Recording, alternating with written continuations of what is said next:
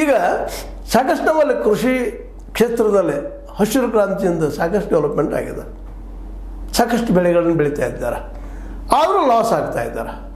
ಇವತ್ತು artificial intelligence ಇದ್ದಂದ ಇದರಲ್ಲೇ ಸರ್ಕಾರದ ಕೆಲವೊಂದು ಇಲಾಖೆಗಳನ್ನು ಜೋಡಿಸ್ಕೊಂಡಿದ್ದಾರೆ.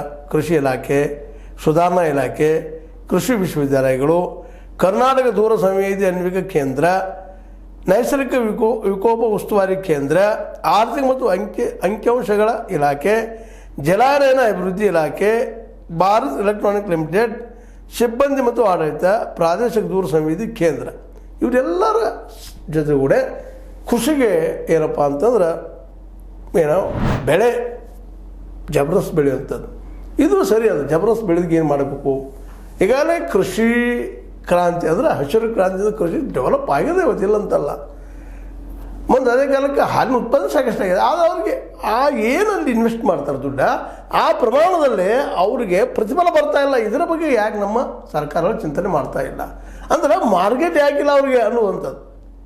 ಯಾಕಂದ್ರೆ 1 ಲೀಟ್ರ್ ಹಾಲು ತೆಗಿಬೇಕಾಯ್ತಪ್ಪ ಅಂದ್ರೆ ಎಷ್ಟು ಮೇಯಿಸ್ಬೇಕಾಗ್ತದನ, ಎಷ್ಟು ಖರ್ಚಾಗ್ತದ, ಆಕಳಿಂದ ಏನು ದುಡ್ಡಿಗೆ ಎಷ್ಟು, ಅದ್ರ ತಕ್ಕಂಗೆ ರೈತಗೆ ಬರ್ತಾ ಇದ್ದೀನಿ ಅಂತ ನೀವು ಅನ್ಬೋದು. 60 ರೂಪಾಯಿ ಲೀಟ್ರ್ ಐತ್ರಿ, 80 ರೂಪಾಯಿ ಲೀಟ್ರ್ ಐತಿ, ಕರೆಕ್ಟ್. ಆದರೆ ಮಾರ್ಕೆಟ್ದಾಗ ಅವತರನ್ನು ಬೆಳಿಬೇಕಾ, ಅವರನ್ನು ನಾವು ಹಾಲು ತಯಾರು